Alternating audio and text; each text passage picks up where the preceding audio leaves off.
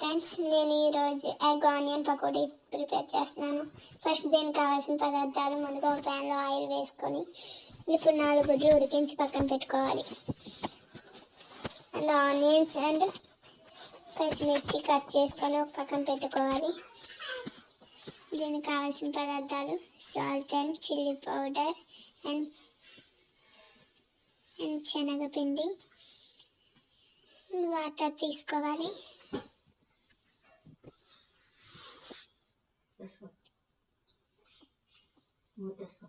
ఉడికించిన గుడ్లను 4 పీసెస్గా కట్ చేసుకొని ఒక పక్కన పెట్టుకోవాలి.